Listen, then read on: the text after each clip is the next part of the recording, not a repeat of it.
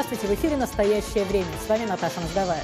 Сегодня в программе «Брат за брата в ответе». Суд назначил Алексею Навальному условный срок, но отправил его брата в тюрьму на 3,5 года. Украинская армия жителей Донбасса на попечении добровольцев. Министерство финансов США расширяет список Магнитского. В него включены еще 4 россиянина.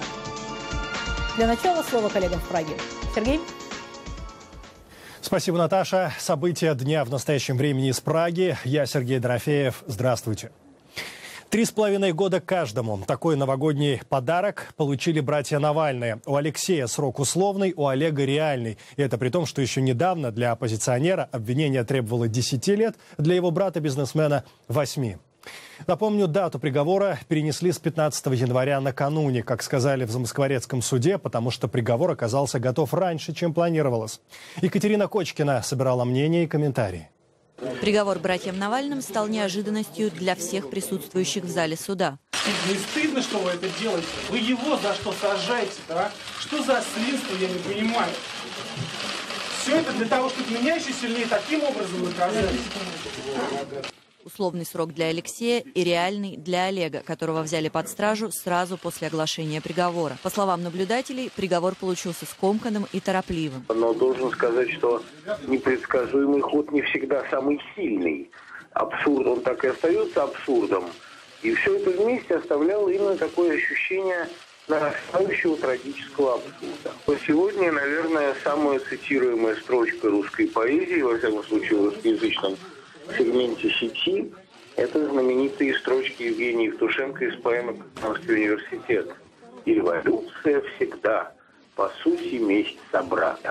Пока судья зачитывала приговор, вокруг здания Замоскворецкого суда собирались журналисты и наблюдатели, которых не допустили в зал заседаний.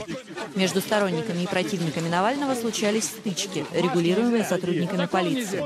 На выходе Алексея Навального встречала толпа. Выйти всех на улицу, я призываю выходить всех на улицу до тех пор, пока власть, которая просто невиновных людей хватает и мучает, не будет отстранена. После оглашения приговора Алексей Навальный вернулся под домашний арест, где и пробудет до вступления приговора в силу. Олега Навального отвезли в Бутырский следственный изолятор. Защита братьев планирует обжаловать приговор. Мы не ожидали, на самом деле, такой приговор, да, что Олег Навальный окажется под стражей на 3,5 года. И будем, естественно, это обжаловать. Защита Олега уже подала жалобу апелляционную с просьбой изменить меру пресечения. Решение суда сторонники братьев Навальных планируют обсудить сегодня вечером на так называемых народных сходах в нескольких городах России. Власти Москвы уже предупредили о несанкционированности подобных акций, но на Манежной площади собираются люди. Екатерина Кочкина, «Настоящее время». Кроме срока, Навальные должны по 500 000 рублей штрафа и компенсацию компании МПК. По версии следствия, Олег Навальный обманом убедил и Фраше Восток, и МПК заключить невыгодные контракты с компанией «Главподписка», с которой был связан Алексей Навальный. Следователи утверждали, юридические лица понесли убытки. Представители и Фраше, и МПК не согласились. По их словам, сотрудничество с «Главподпиской» было выгодным. События с приговором братьям Навальным развивались достаточно быстро. Оценить все произошедшее мы попросили эксперта правозащитной организации Human Rights Watch Татьяну Лакшину. Татьяна, в ходе следствия и во время сегодняшнего приговора юристы и правозащитники заявляли о политическом контексте преследования братьев Навальных. Какие основные нарушения вы бы выделили в этом деле? К сожалению, что касается данного дела, то сомневаться в его политической подоплеке не приходится. И тем более это уже не первое уголовное дело, как бы экономического характера против Алексея Навального. Наверное, достаточно сказать, что в данном случае со всей очевидностью власти преследуют своего оппонента, пытаются заставить его замолчать, пытаются заставить его прекратить политическую деятельность путем такого уголовного преследования и путем наказания его через, собственно, членов его семьи. При этом говоря о разных несостыковках, которые демонстрируют политическую подоплеку этого дела, мы все прекрасно знаем, что обвинения против братьев Навальных, Алексея и Олега, были очень схожие, если не идентичные. И более того, прокуратура, государственное обвинение, изначально, когда этот процесс только открывался, для Алексея Навального требовалось 10 лет, то есть максимум по данной статье мошенничества, а для его брата Олега 8 лет. Теперь в результате, после судебных слушаний, братья Навальные получают одинаковые сроки, но в случае Алексея этот срок условный, а в случае Олега этот срок реальный.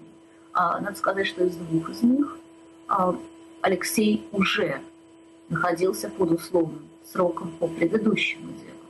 И поэтому, собственно, широкая аудитория предполагала, что если он будет в рамках этого политического процесса признан виновным, то он отправится за решетку.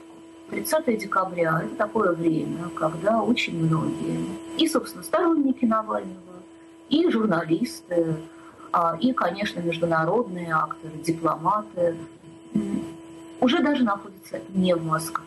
Скорее всего, таким образом власти пытались избежать масштабных протестов после приговора.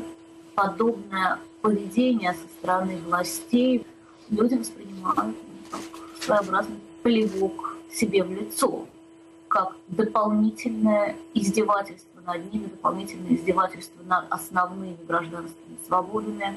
То есть я бы сказала, что подобное поведение со стороны власти ведет, возможно, не сегодня, да, не завтра, а в более долгосрочной перспективе к радикализации протестующих. Это «Настоящее время», и далее у нас эфир из Вашингтона. Каким будет 2015 в отношениях США и России? Не только после Майдана, Крыма, санкций, приговора Навальным, но и после эхо дела Магнитского. Наташа.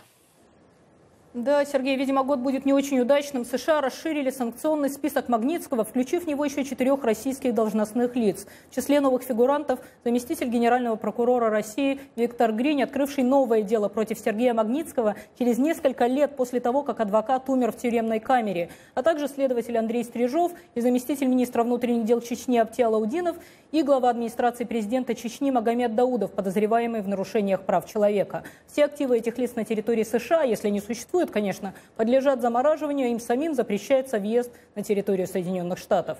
Комментарий бывшего юриста ЮКОСа, исполнительного директора Института современной России Павла Ивлева. Знаете, да, вот это сообщение меня вчера очень порадовало, поскольку я увидел, 4 человека они добавили, один из них это Виктор Гринь. Это, если я не ошибаюсь, первый заместитель генпрокурора России, действующий. Человек, личность абсолютно одиозная, да, человек, который подписывает обвинительные заключения по ключевым политическим делам. Да? То есть это вот раньше был Бирюков такой, исполнял там в Генеральной прокуратуре, потом он на пенсию ушел в Совет Федерации. Вот. И теперь Гринь там отдувается, да, то есть это совершенно беспринципное такое, значит, прокурорское генеральское создание, вот, и на самом деле российская оппозиция давно, с самого начала, очень просила этого господина в этот список включить, и вот, наконец, это произошло. 2014 был одним из самых сложных годов в истории отношений Москвы и Вашингтона. События в Украине предопределили введение западных санкций, сворачивание двусторонних связей, масштабную информационную войну, в которой не берут пленных. Сюжет Александра Панова и Дмитрия Шахова. В уходящем году ушла в окончательное историческое небытие красная кнопка с надписью «Перезагрузка», изготовители которой по ошибке написали «Перегрузка». Перегрузка в двусторонних отношениях действительно грянула кардинальная после того, как Россия присоединила к себе Крым.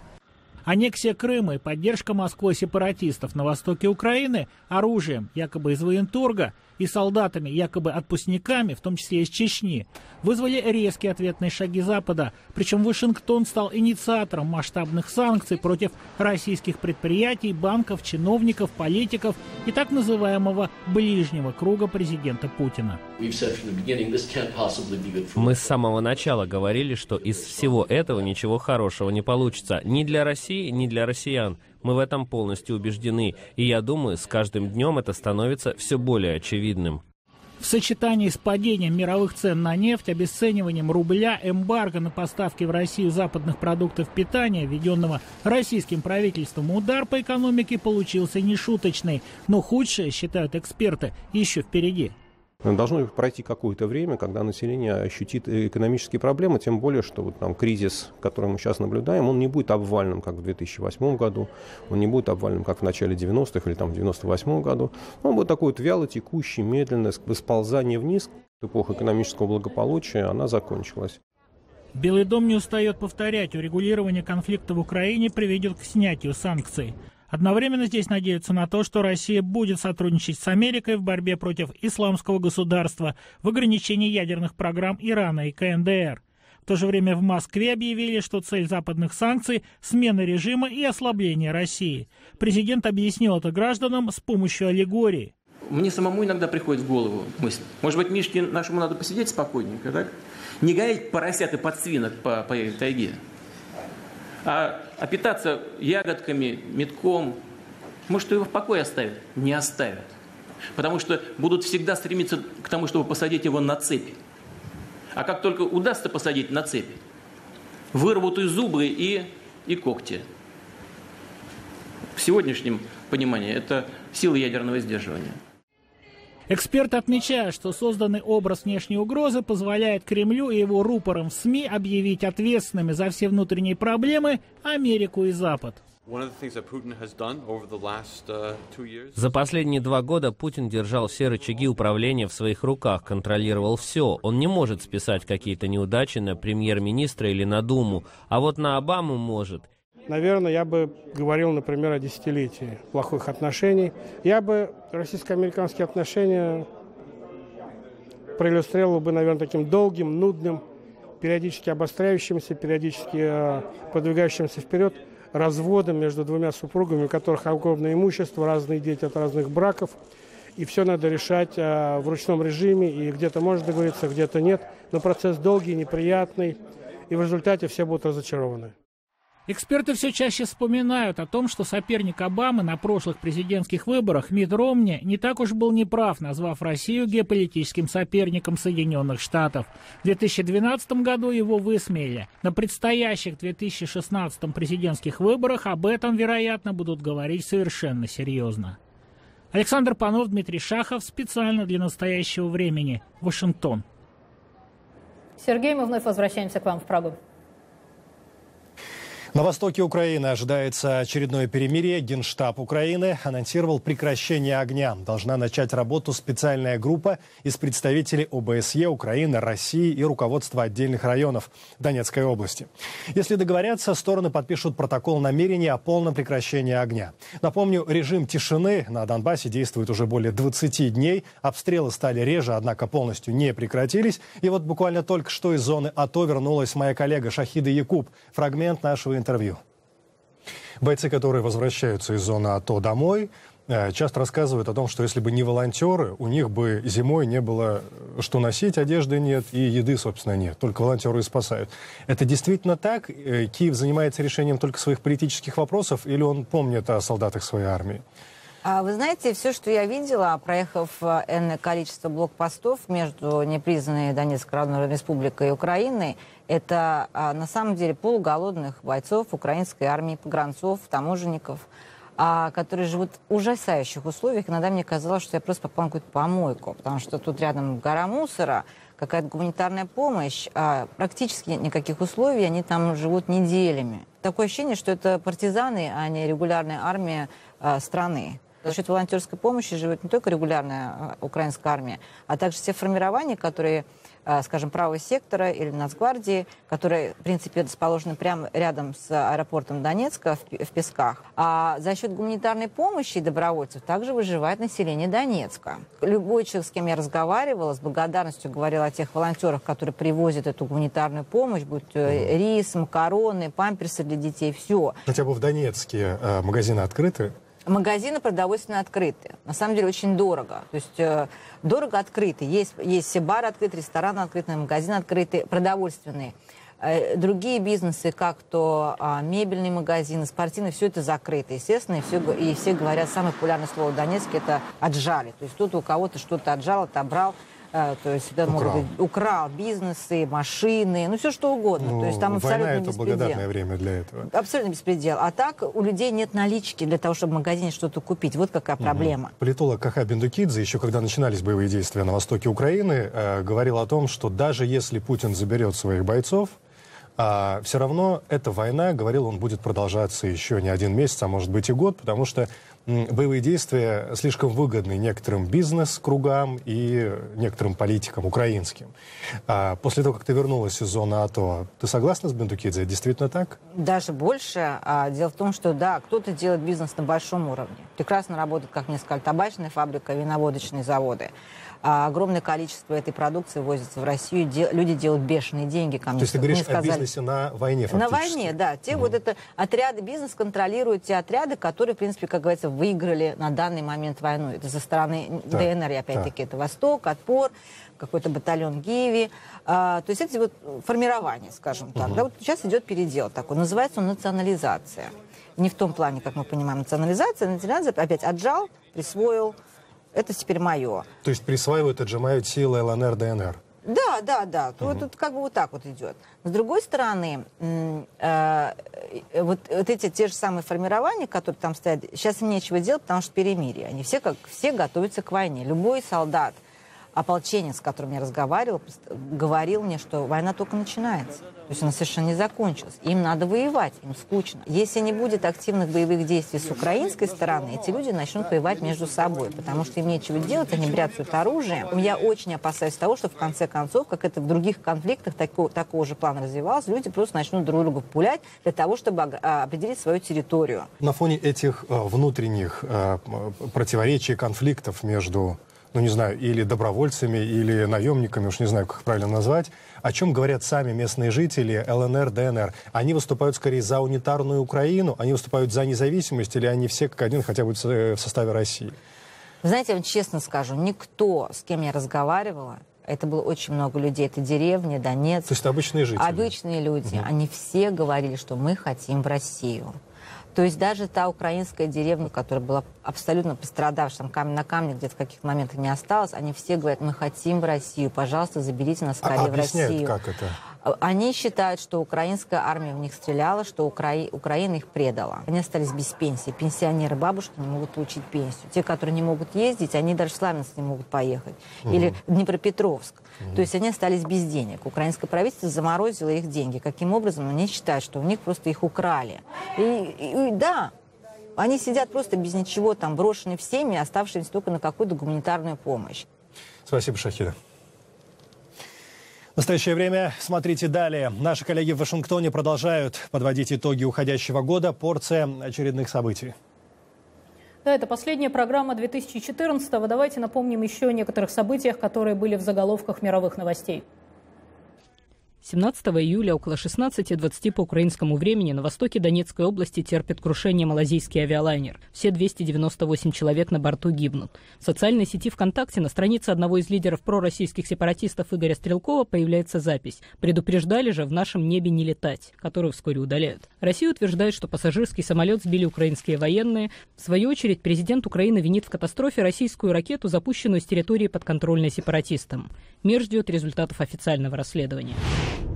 Исламское государство должно быть ослаблено и в конечном итоге уничтожено, заявляет 24 сентября Барак Обама на Генеральной Ассамблее ООН. Жестокие расправы над мусульманами-шиитами, христианами, изидами, а также журналистами и работниками гуманитарных организаций сняты на видео и растиражированы в интернете. Едва успев вывести войска из Ирака, Вашингтон собирает международную коалицию по борьбе с исламистами. На авиаудары по ним Пентагон потратил, начиная с августа, свыше $1 миллиарда. Свыше 1100 боевиков убито. К Рождеству мы хотим, чтобы число новых случаев заражения Эболой свелось к нулю, заявила в ноябре президент Либерии Эллен Джонсон Сирлиф. В ООН была поставлена задача до 1 января обеспечить лечение всех зараженных людей. Однако в праздничный сезон на юго-западе Африки отменены все торжества. По последним данным Всемирной организации здравоохранения, вирусом Эбола заразились свыше 20 тысяч человек, около 8 тысяч скончались. 2 вакцины все еще проходят клинические испытания. «Верните наших девочек». В международной кампании в социальных сетях участвовали первая леди США Мишель Обама и пакистанская правозащитница, лауреат Нобелевской премии мира Малала Юсуфзай. Цель – добиться освобождения 276 нигерийских школьниц, похищенных в апреле радикальной исламистской группировкой Боко Харам. Лидер организации Абубакар Шикау заявил, что девочки давно выданы замуж. На сегодняшний день свыше 200 похищенных школьниц все еще не найдены. Части удалось бежать. В мае Боко Харам внесена Советом Безопасности ООН в список террористических организаций. 4 марта на пресс-конференции Владимир Путин произносит интересную фразу. На постсоветском пространстве многие формы похожи на российскую. Пойдите в магазин и купите любую форму. Речь идет о появлении в Крыму так называемых «зеленых человечков». Сначала Москва отрицает участие российских военных в захвате Крыма, затем в интернете появляется фотография и описание медали за возвращение Крыма. Госдепартамент вчера в очередной раз заявил, что США не признают и не признают легитимной попытку России аннексировать Крым и призвал, цитата, «незамедлительно освободить всех украинских граждан, задержанных в Крыму в ходе вторжения туда России». Конец цитаты. Возвращаемся в Прагу. Сергей? Сегодня последняя программа «Настоящее время» в этом году. Спасибо за внимание и доверие. Последним материалом 2014-го от нашей пражской редакции будет рассказ о праздновании Нового года в Грузии. На столах в домах грузин в это время сациви, вареная индейка в ореховом соусе хачапури, соленья, чурчхела, сушеная хурма и, конечно, мандарины. О том, как готовиться к празднику в Тбилиси, наш корреспондент Светлана Алимова. Дед Мороз на центральном проспекте Тбилиси. Радостные лица детей обращены к его саням. Ведь Товлис Бабу, а так в Грузии называют Деда Мороза, приехал не один. Санта-Клаус из самой Лапландии, как дань проевропейской ориентации страны, принимает участие в новогодних празднествах вместе с грузинским коллегой. Санта-Клаус специально приехал в Грузию, чтобы вместе со мной поздравить и исполнить желания грузинских детей. У нас много сладостей и подарков. Однако евростремления не мешают чтить древние традиции. Давид Евлиани из Западной Грузии сегодня показывает, как изготовить настоящий чичилаки. Это символ Нового года, своеобразная грузинская елка. Чичилаки изготавливается из прямой ветки орешника, тунгового дерева и еще пары видов древесины. Для того, чтобы изготовить вот такое небольшое изделие, мне нужно приблизительно 7 минут. Нужно обстругивать ветку с одного конца, оставляя тонкие стружки держаться на другом конце. Чичилаки – символ жизни и плодородия, относится к еще дохристианским традициям Западной Грузии. Стружки чичилаки также символизируют бороду святого Василия. Считается, что вместе с чичилаки в Новый год в дом входит сам святой и поздравляет семью с праздником. Чичилаки – это символ настоящего грузинского Нового года. Вместо елки. В каждой семье должен быть. Чурчхела – не менее традиционный символ грузинского Нового года. Нанизанные на нитку орехи в загущенном мукой виноградном соке. В сентябре 2011 года власти Грузии даже оформили патент на это грузинское лакомство. Малхас Таиров торгует чурчхелой. Говорит, встречать Новый год без этой сладости нельзя. Чурчхела обязательно должна быть у нас на столе, потому что чурчхела это счастье и удача. Говорят, по нашей стране это традиция.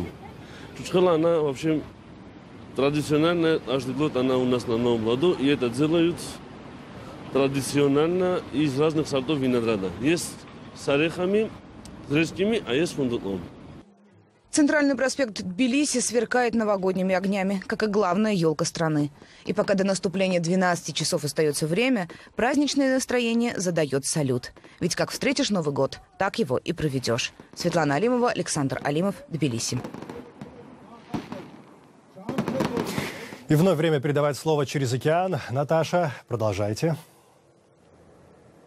2014 год запомнился не только политическими и экономическими потрясениями, но и крупными спортивными событиями, которые были полны курьезов и неожиданностей. Предлагаем нашу версию пятерки наиболее примечательных спортивных нелепостей.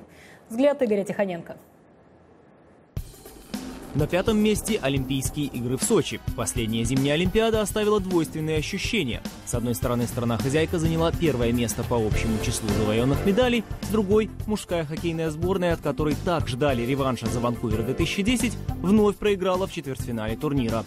Однако всему миру Олимпиада запомнилась не столько спортивными результатами, сколько своей баснословной стоимостью и коррупционными скандалами. Лишь совмещенная дорога Адлер-Красная Поляна обошлась российскому налогоплательщику в 9 миллиардов долларов. Вся Олимпиада в рекордные 50. На четвертом месте разгром главных фаворитов и хозяев футбольного первенства планеты сборной Бразилии немцами в полуфинале турнира со счетом 7-1. Такого позора бразильские фанаты не могли себе представить в самом кошмарном сне. Кадры с рыдающими лицами болельщиков пентакампионов облетели весь мир. На третьем месте категория «Один в поле не воин» или капитан сборной Аргентины Лионель Месси, которого многие называют футбольным богом. На все том же бразильском мундиале он смог добиться практически всего в индивидуальном разряде. Месси признавали игроком матча 4 встречи подряд. Он также стал обладателем золотого мяча, приза лучшему игроку чемпионата. Однако Аргентина под его лидерством так и не смогла стать чемпионом мира в третий раз. В долгах как в шелках. На втором месте нашего топа защитник команды НХЛ Columbus Blue Jackets Джек Джонсон при зарплате в $5 миллионов в год, объявивший себя банкротом. «Как так?» – восклицают многие. Однако, кому бы вы, кроме себя, доверили все свои деньги, если бы были успешным спортсменом-миллионером? Сообщается, что финансовые проблемы у хоккеиста начались после того, как он выписал финансовую доверенность на имя своих родителей, которые взяли большой кредит под действующий контракт Джонсона и его будущую зарплату. На сегодняшний день долги Джонсона превышают $15 миллионов. И номер один нашего рейтинга – уругвайский футбольный гений Луис Суарес, на чемпионате мира в Бразилии вновь укусивший одного из своих оппонентов во время игры. Всего за несколько месяцев до Мундиаля подошедший к турниру в феноменальной форме Суарес в интервью заявил, что за всю свою карьеру он совершил лишь 2 ошибки – укусив Баккала и Ивановича. Футбольная общественность сочла эти слова за искреннее раскаяние. Но, как говорится, чему бы грабли не учили, а сердце верит в чудеса. И Суарес в третий раз решил попытать счастье, вцепившись в запале в плечо итальянца Джорджо Кхелини. За это ФИФА жестко наказала уругвайца, наложив на него немалый штраф и дисциплинарные взыскания. Сепаратисты? Ополченцы. Агитация и пропаганда. Человек. Государство. Эмбарго на поставку. Покупайте свое и Коррупция. Порядок. Как разобраться? Все события дня в новом телевизионном проекте «Настоящее время». Каким 2014 был для обычных американцев? Чего они ждут от наступающего, выясняли Александр Панов и Дмитрий Шахов у новогодней елки возле Белого дома.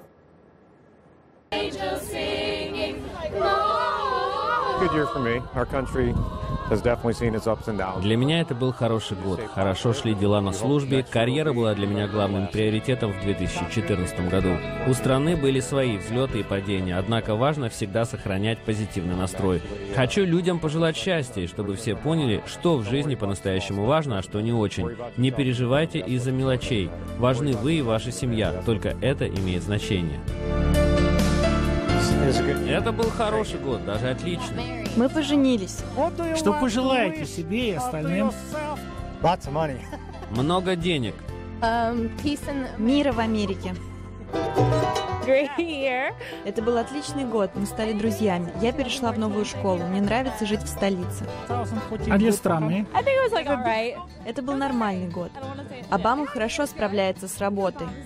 Мы демократки. И кого хотите следующим кандидатом от демократов? Hillary Clinton, let's go. Hillary Clinton, yeah. It was a good year. Хороший год. Я купил себе второй личный самолет. С удовольствием на нем летал. У нас 30-я годовщина свадьбы через 3 дня. Отметим здесь, в столице. Это был хороший год и для страны. Продолжается экономическое восстановление. Мы идем в правильном направлении. Нет новостей – это хорошая новость. Не думаю, что это был лучший год для Америки, но трудности делают нас только сильнее. Желаю всем счастья, но не потому, что у вас много денег или вещей, а потому, что у вас хорошо на душе и семья любит вас. Я бы хотела пожелать всем нам во всем мире побольше доброты. Давайте вместе всегда стараться сохранить мир. Хороший год, по нему буду скучать. И я с нетерпением жду 2015-го.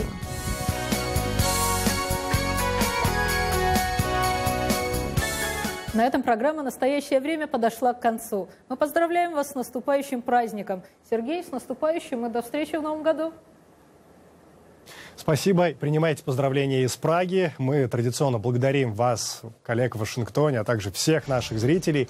Смотрите нас в эфире своих национальных телеканалов. Программа «Настоящее время» уходит на небольшие каникулы. Я Сергей Дорофеев. Всего доброго. С Новым годом.